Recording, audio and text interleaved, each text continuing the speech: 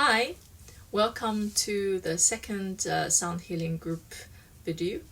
In this video, I would like to talk about sound healing on a more scientific level and to explain just the basic concept, how our body reacts during the healing session. So while I was playing different sound healing instruments, different sound and different frequencies is being produced, and your body was experiencing all this different sound and frequencies, your eyes were closed, supposed to be closed, and your mind still wanders. Our brain is always working. So our brain was wondering, what are those frequencies and what are those sounds, where they come from? Just like you hearing talking, so your brain is actually making sense of my voice. It's the same during the sound healing session. However, the frequencies are very complex. For example, the most powerful healing instrument, which is the gong, our mind will keep on figuring out and trying to make sense of trying to identify this all different kind of frequencies, but eventually, because its complexity, it will give up. And here, the induced meditation will happen.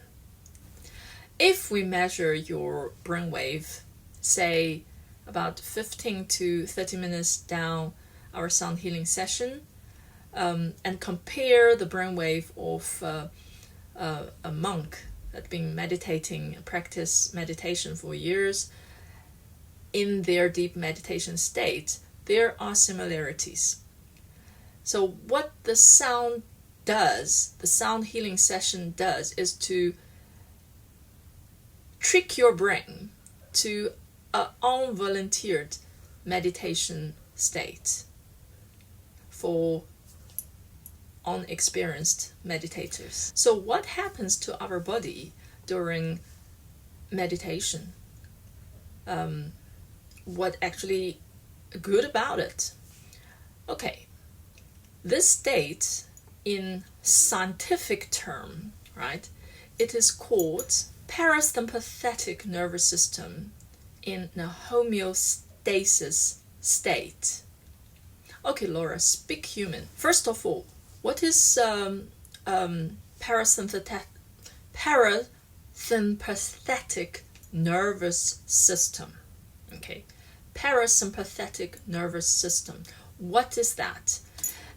It is our human's nervous system that is not acting on our demand, which means they will just work on its own, such as our breathings, like even when we sleep, we still breathing, our heartbeat, our body temperature, all these things, they are called parasympathetic nervous system.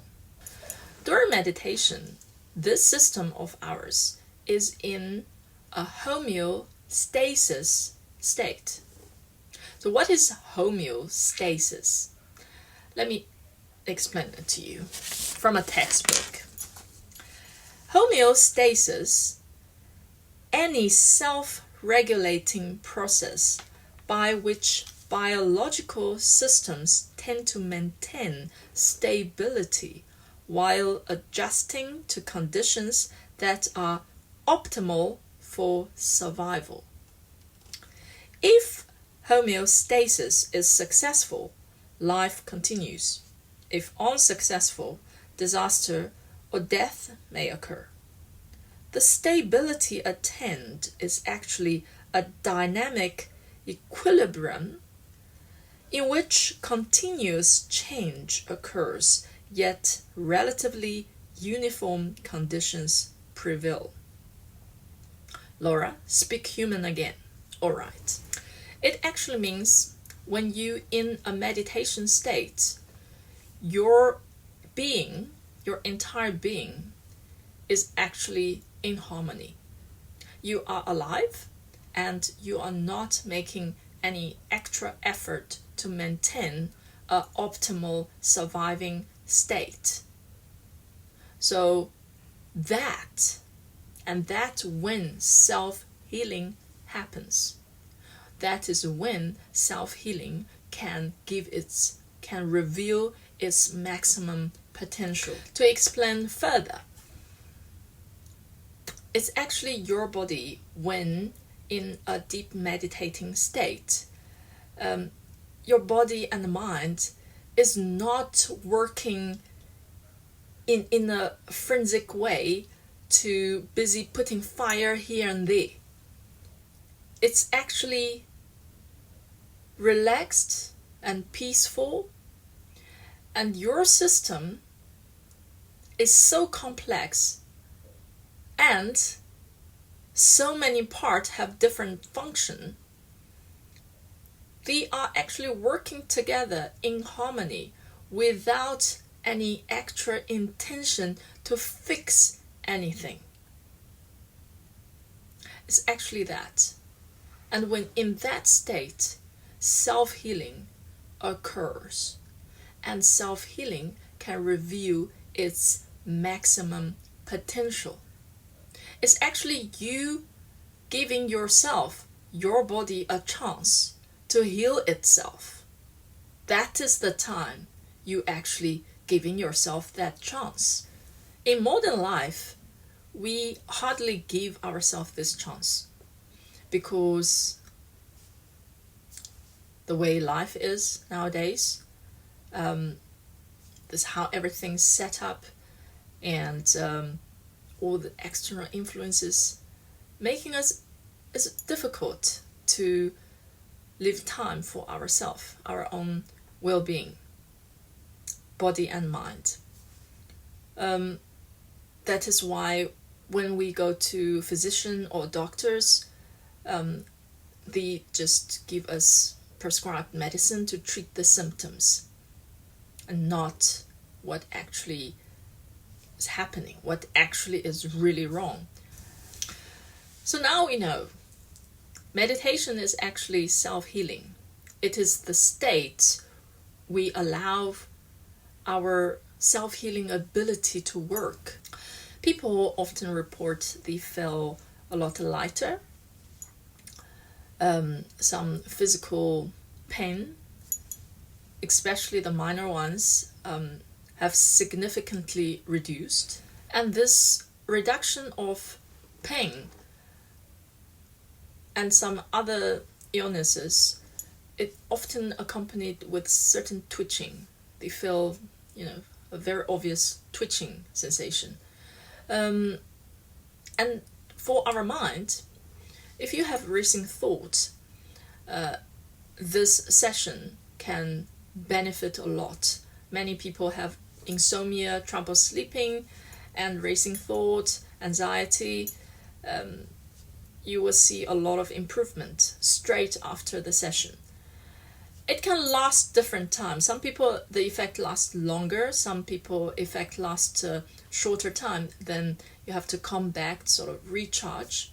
So how do I do a meditation if I'm not experienced meditator? Now I would like to introduce a few simple techniques when you're at home. When maybe you cannot get to my sound session in time, or you just feel you need it. You need to go into this self-healing state to calm yourself, to reduce your pain or certain symptoms. You can try, first of all, find a quiet space, as quiet as possible. First, practice breathing. It's very simple, but it works, trust me. Don't think, it's something, oh la la thing. It actually works. I normally do the 5 second in and 5 second out breathing for at least 10 times. You can do, as long as it's slow breathing, you can do at your own, way, and do it at least 10 times until your mind is only focused on your breathing. And then you can try to let it go empty.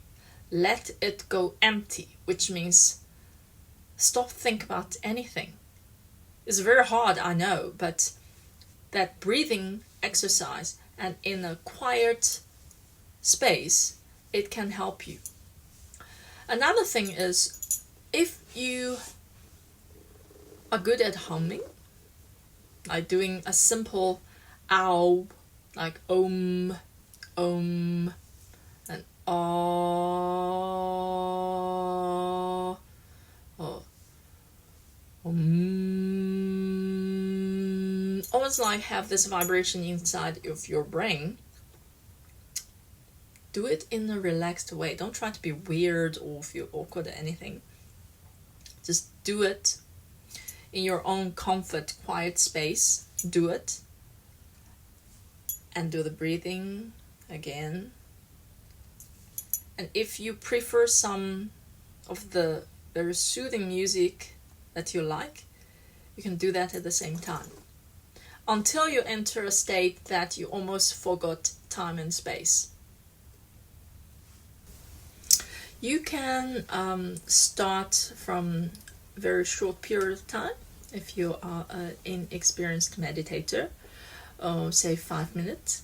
Try 5 minutes, and then you can stretch longer next time, maybe 8 or 10 minutes.